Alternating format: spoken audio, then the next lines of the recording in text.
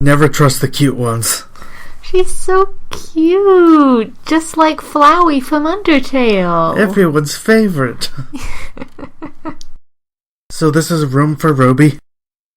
In this episode, when Garnet and Steven are wishing on a star, actually, suddenly they see one heading towards Earth. Except it's not a star, it's Navy, the Ruby. Navy wants to stay on Earth instead of having to go back to the other Rubies. And Navy's very understanding about everything that's happened for whatever reason. And Steven decides to give her a chance. He takes her to the barn to see Peridot and Lapis. Lapis is very suspicious about this, but ultimately tries to teach her about the many confusing aspects about the Earth. Navy understands, or at least likes, these aspects about Earth pretty immediately, to the point that Lapis can't accept it and eventually just flies away. When Peridot and Steven go to her, she explains that it's so unbelievable and frustrating that she likes the Earth so immediately when Lapis has had to struggle with her new life. But she tries to tell Navy that it's not her fault. They show Navy that they have the Ruby ship, and Ruby wants to show them things about it. When everyone is inside and they're flying around, she tells Steven to press a button, and then a force field appears around Navy while the door opens, sending the rest of them hanging on the edge of the ship. Navy has betrayed them to get her ship, saying that she could have stolen it sooner, but she wanted to see the look on their faces. They fall out of the ship and Navy escapes. Oh. See, the thing is, you know from the beginning of the episode that this is all going too easily. Yeah. Lapis feels it very keenly, but everyone else wants to give Navy a chance, which I think is also nice. Like, I don't want to talk about my favourite thing in this episode is Steven and Garnet's relationship. Like, it's part of the reason why Garnet is my favourite forever, but like, at the beginning they're sitting up looking for shooting stars and Garnet's wish is for another shooting star for Steven to wish on, which is adorable. And even though she's suspicious of Navy, because Steven wants to give her a chance, she's like, yeah, sure, why not? Like, I think it's cute how when Steven's just like a Ruby falling to Earth, learning all about this beautiful world, she blushes and is like, oh, stop. And she's also doing a thing Steven does a lot when he's embarrassed, is like hand to the cheek, hand like, oh, stop. Which I think is adorable. Yes. And then at the end, when Navy's betrayed them all and flown off, you know, she's got 2 balloons prepared to either welcome Navy for Earth or say sorry that it didn't work out. And I think the nice thing is also, you know, most of the episode, Lapis and Garnet in particular have been suspicious of Navy, even though Steven's wanted to give her a chance. And in the end, Steven was wrong to trust Navy, but no one says it was. Well, I mean, I don't mean he was wrong. It just means that she wasn't worthy of his trust, basically. And nobody says that he was wrong to trust her. Garnet just says it was worth a shot, and that's got to be very validating to Steven because, like, having your trust betrayed like that is very difficult. But no one is ever suggesting that Steven is wrong to always trust people and give them the benefit of the doubt, which I think is really nice. You know, especially Garnet validating that is great. So that's my favourite thing in this episode.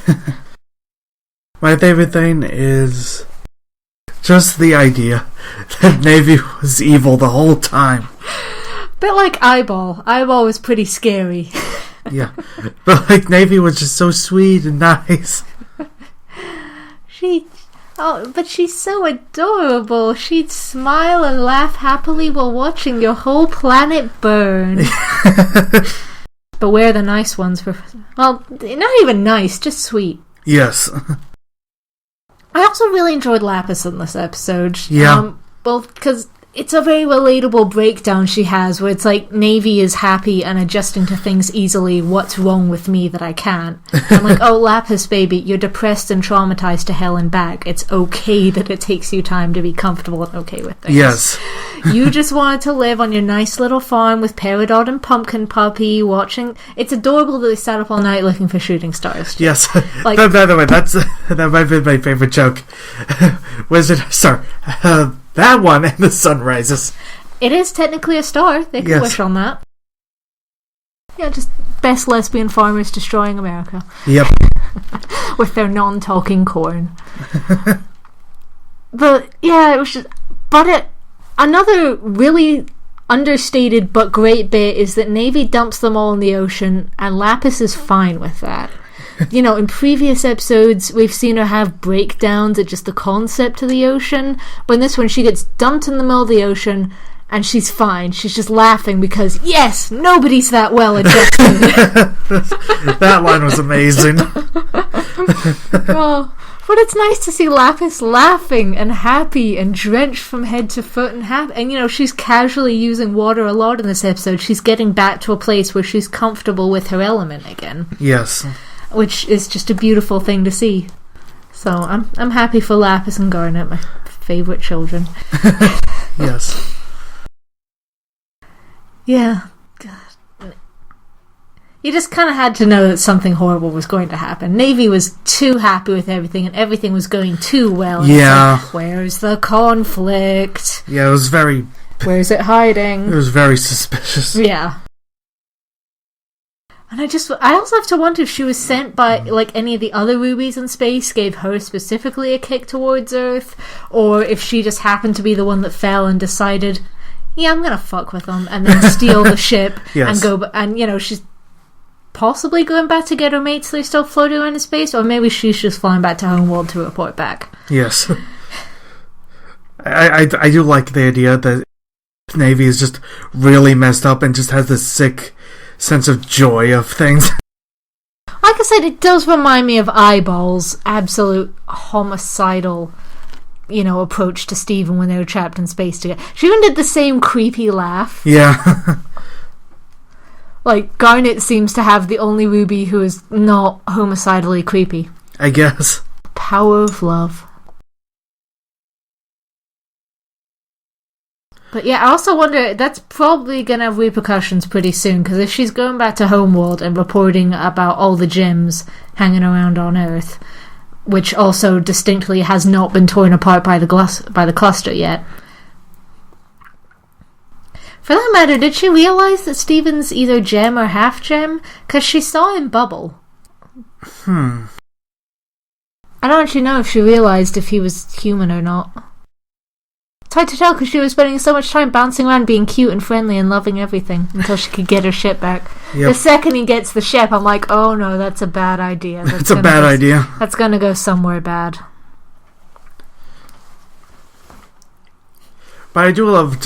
It honestly makes the previous scenes even funnier. The way she acted just so dumb.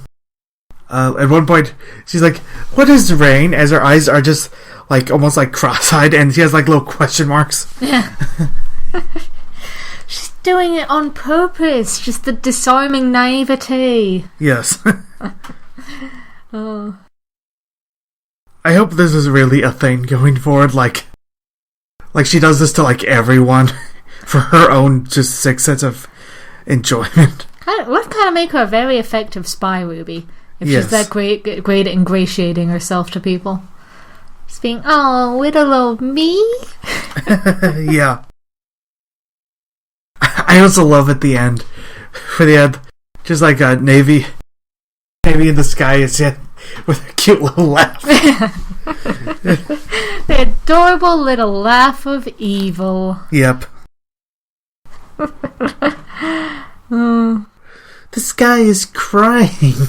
Yeah, it's like it's always changing. That also kind of shows that she'd managed to pick up very quickly about the kind of things that they'd like to hear. Yeah.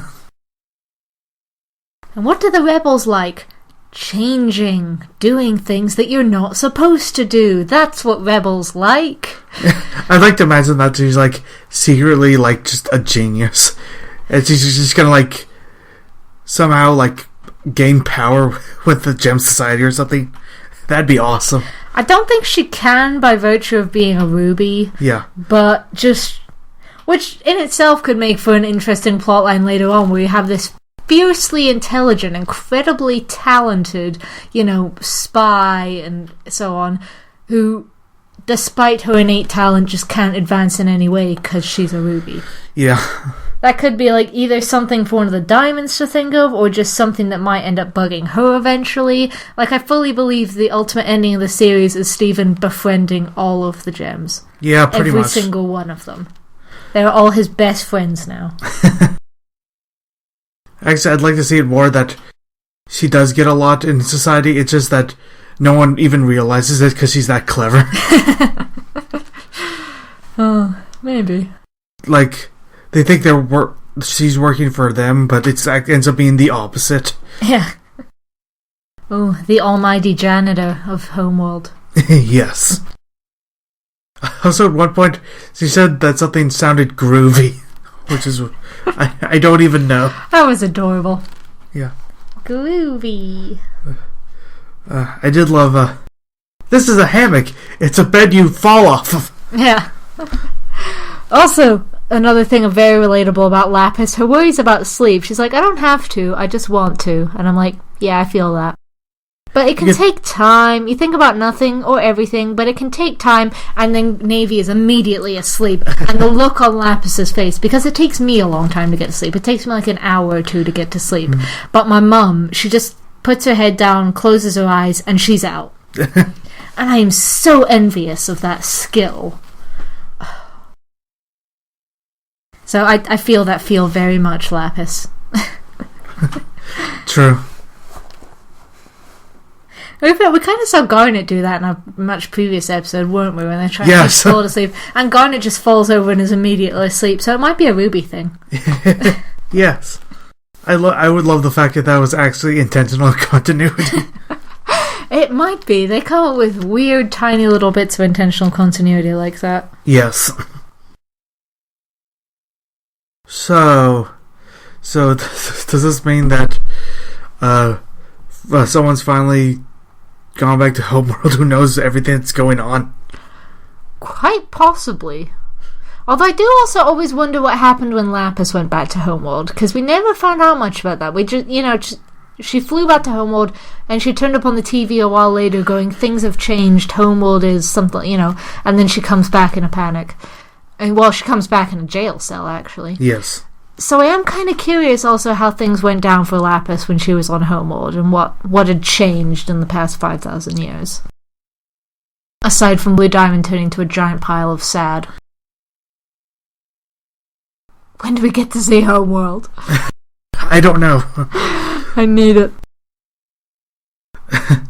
By the way, unfortunate yet convenient it is that we finally had a series of episodes where they went to space, and now they don't have a Ruby ship anymore. Nope. Bye-bye, spaceship. Yep. Stuck on Earth forever. I mean, I'm reasonably sure Pearl and Peridot could actually build another one, though. Yeah, probably. Especially because Peridot's a lot more up-to-date on quantum mechanics or whatever it is that involve building gem spaceships. Yep. I don't think so. We haven't seen much of Pearl in the last couple episodes, so I wonder if the next episode's going to be a Pearl one. Probably. Just to balance things out. Maybe we'll see the return of that mystery girl. Oh, I so want a return of Mystery Girl. I need to see her and Pearl on a date. Yes. And like just another parody of an 80s rom-com. Yes. But just with space lesbians. Yes. That'd be that'd be amazing. Like someone has to like speak to Pearl with like a headpiece to give her advice on her date or something.